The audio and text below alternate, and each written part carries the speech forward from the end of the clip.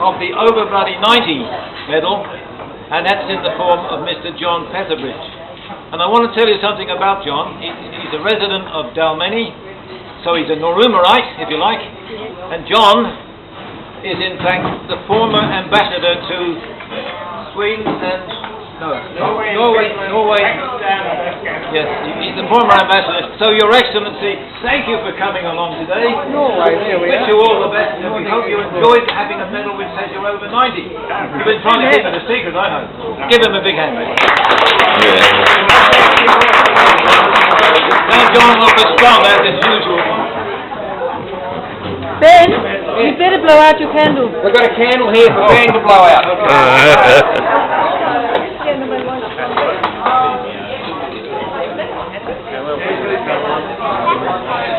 Oh, I see. They got the video.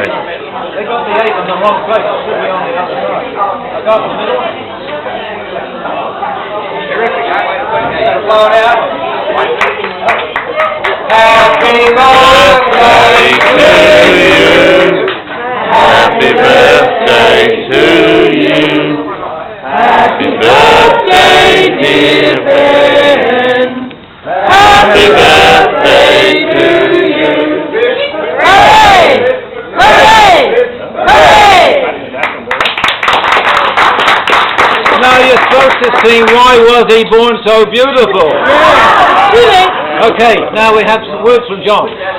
Our distinguished guest, John, thank you for coming. Yes, well, I'll say a few words. When I first heard of all this, I thought, well, it's a lot of fun, isn't it?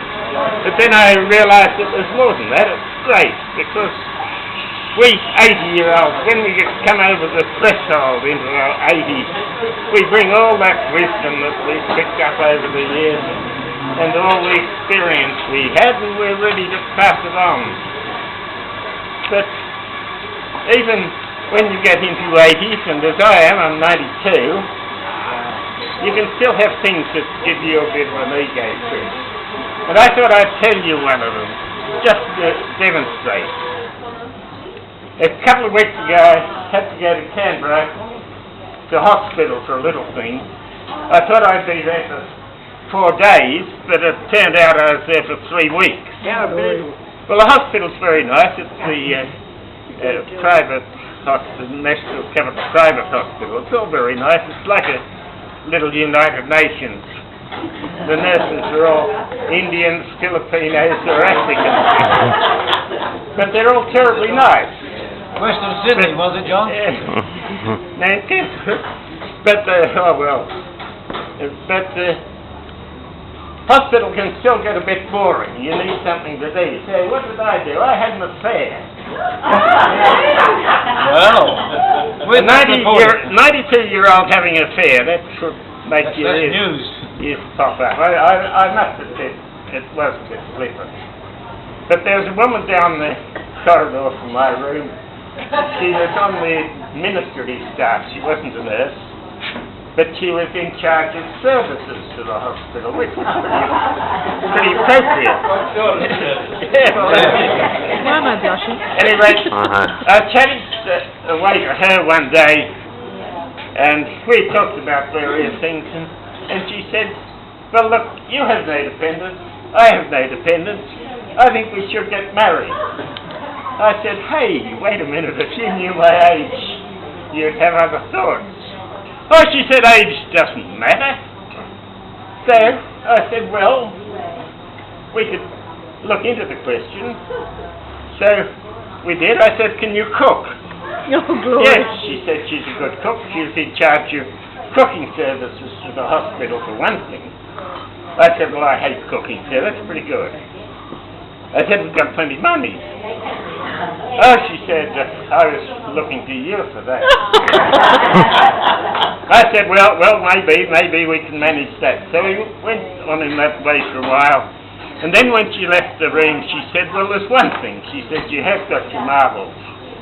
I said, come back here. I said, I might have my marbles, but I've got nothing to make them work. Well, she got the point. And off she went. Then a couple of days later I saw her, I said, look, I have a friend visiting me tomorrow. He's 89, he's in a home, he's nearly blind, but he's taking a taxi over to see me, and the point is that he was my best man 60 years ago. And I said, he's dying to be a best man again. Oh, she said, well, we're moving on, aren't we? Well, a couple of days later, actually, I got out of this hospital. So I had a little book of my poetry, and I wrote it in the front page of it.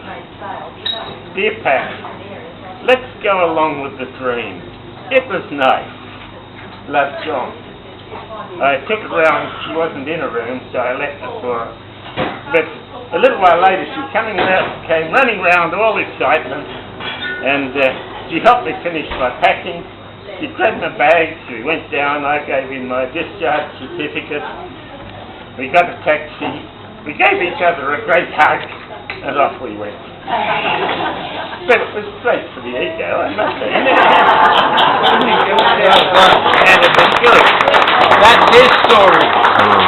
But I'd like to do one more thing. I'd like to read you a piece of poetry. Yes. I wrote a couple of pieces. One just before I was 88, and another one when I was 90. But there's optimism in it. At the time I was 88, life was still full of joy, and I'll read it to you.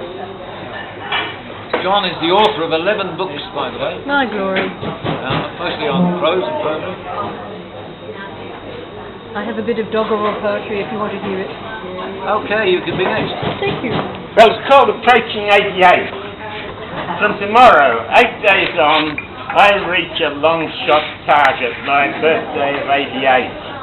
3/8, all lucky Chinese charms, in them you circle eternally. For me, they're destiny, a platform. I don't know how it came to be, but it holds a special place, more so than 80, more than 85.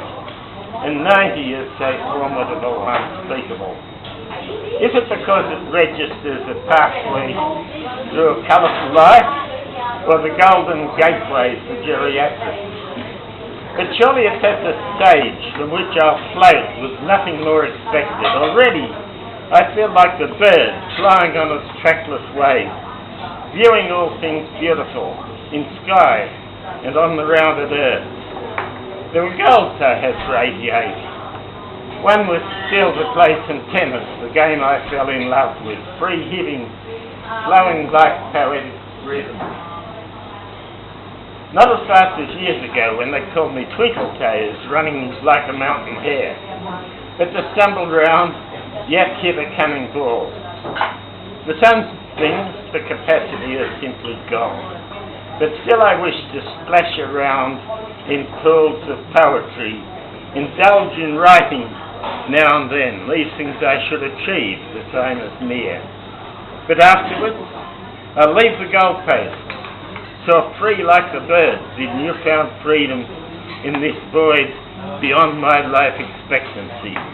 I've borrowed time where every year is dear. The palmist may see the thin line wavering, but birds still fill the air with songs, and I can sing along with them. The air is sweet and full of joy. And in this spirit may I still go on. Amen.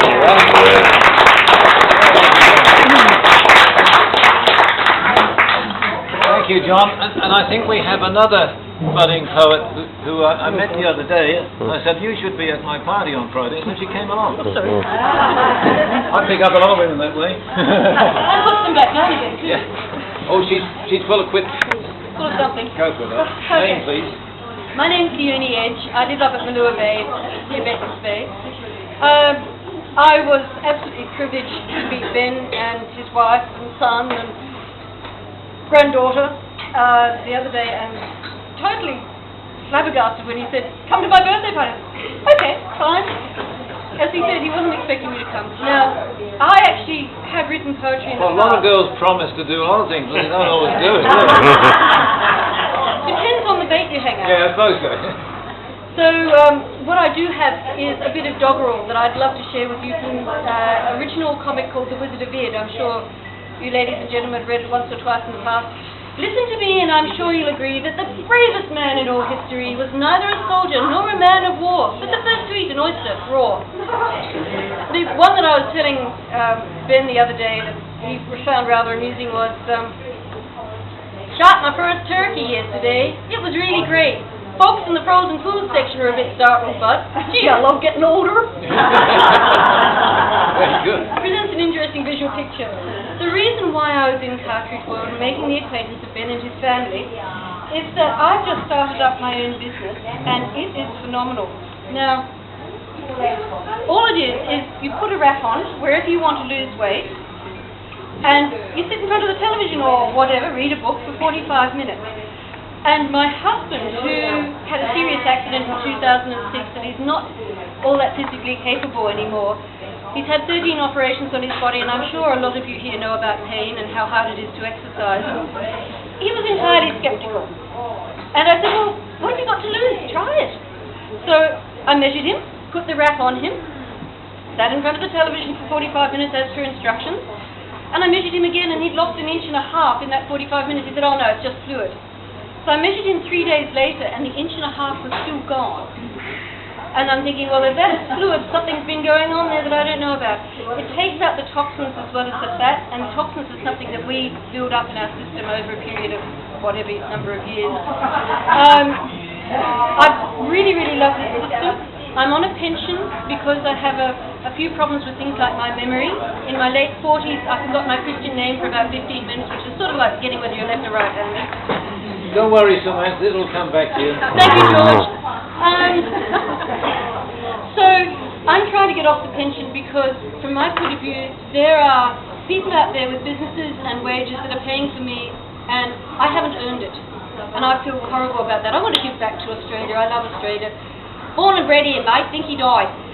So if you're thinking about it, if you know of anybody who wants to lose weight or get rid of some toxins, I'll be putting the business cards out. Unfortunately, I've actually run out of business cards, so I photocopied some, and they're a bit on the flimsy side, so they'll fit just about anywhere. Nicely folded up, please don't forget about them. But yeah, if you want to, please come and talk to me about it. I'm happy to, and I want to thank Ben very much. He's a wonderful, charitable, intelligent, incredibly nice bloke. You've been reading my diary, haven't you? Not while the lights are still on. Thank you very much. Well, that's the end of proceedings, folks. Lunchtime. Let's go. Cut the cake. Cut the cake. Oh, got to cut. Well, I thought that'd be after this, wouldn't it? Anyway, whatever. I don't know. Where's the boss? Do I cut it now or not? I could have cut through it. I made a slice.